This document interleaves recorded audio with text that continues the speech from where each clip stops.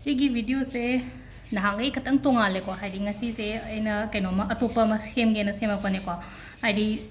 akoi khubak mai se hadi mingon tadi yenghan gano ko to hoide sum hai aina ai khubak mai di yengde ko atara ga su ai isana yengjo ba hai tare ko isana yengo kadai da kamaina hadi ai aina akhang bodu ai katang share tor ke ko ai su hadi tammu bodi nate atara ga sum akoina palmistry gi lai kumba kai gumba lai no ko adum bada thengna ba pot ngai hai tare ko ai gi knowledge katang mayam da share tor ke ko ado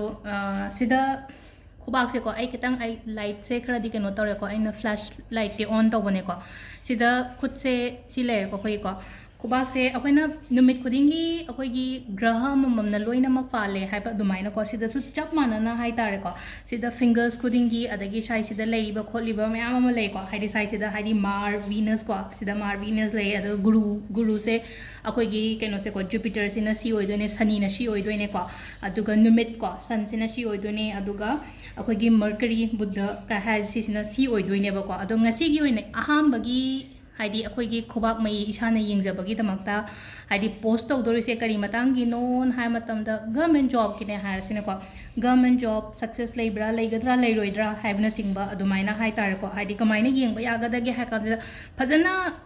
thangjalaga yengbiyo ko khubak se haidi sidadi phajana di oro ko ai je make se phajana sengwa ta so ai kolom am taroga ha petang yeglake ba kamaina to kai leigada ge haiba do ma gi lines to hai tar ko kharaga chawba line se de haidi ubudi uramani akupa line se yengba ma darkar roiba akoina kaino ma leidane akoi sujumni ka ham ama leibodo haidi glass tharaga yengi do akoina kaino haidi khubak ma yengba ka mungaina ado una bane banga sai mai map se phajana sengna hai tare ko ado ahambagi kaino se ko ahambagi sign hai tare ko sigi akoi gi mangal kshetra haine ko sai ma pase mangal kshetra haiba line ka kaino ma pase da hai tare ko sida suppose sai sida ko ngasai gi sigi khubi ga kaino ka gi karak sida ko sumaina line ama tholak par yong ko line ama thola aga line se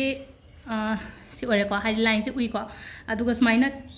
ahum gumba longba leibre yong ko ahum gumba longba trishul gi type ta hai tare ko ahum gumba longba thengnaraga di go yam phai ko ataraga di hai di si se hai di job nangi da lai na hai bane basida hai di guarantee leiba job hai tare ko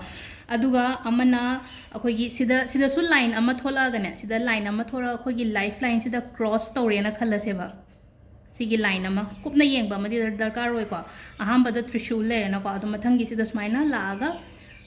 akoi gi lifeline sida cross toraga su sisu yamna phaba hai tare ko hai di cross to se positive sign ne ba nangi oina nangi career gi matang da hai tare ko aduga adugi matung da na kamai tawge da sigi akoi gi kaino se ko ngasai gi akoi gi guru ga shani ga hai tare ko ngasai akoi gi kaino se akoi gi jupiter ga kaino ga se saturn ga se ko hai di koina planet ta hai raga na sigi mapa se da ko star gumba sign ubre yone sum hai di som gi khubak to da ko sida star gumba gi sign leraga su star se cross oina oigane ko hai di star oina thoi cross ki type ta maina sign gumba leraga di sisu yam phaba oi ko hai di job ki matang da haraga di job phaba gumba phangba khopa adumaina oiba hai tare ko aduga mathang gi sina khuning dau se koi khuning dau ngasa hai khuning dau se koina surya ka hai ko surya se sun the sun se ko hai di the sun se sigi sida su hapetang maina ai yoina di trishul dinate maina w gi shape to ina la yang kupna ying thama tam da trishul gi shape to ubre yong ko si se maina line ama la aga hai dis maina trishul gumba ko haina ahum gumba longba ubre yong ko ahum gumba longba uraga di sida su amuk phai ba mu aduga icham cham na amuk maina hai di line ama chingdhara aga sigi akoi gi lifeline kari kra loin cross to roga maina la ko sung phai ba sai kan sida sigi line sida ko maina lakpi ba se ko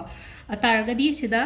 aina ngasi hai je ka hai job ki kai gi sum yengba leiraga di isai thande yengo hai di mingon da khubak mai yenghan gano ko aina mamang da so hai budi hai khubak mai gumba di yengba di mingon de gano aduna isai thande yengaga sigi kaino se mai macha macha se thengna bare yengo ba somna yengba matam da hai tare ko ado sida leire ngasi gi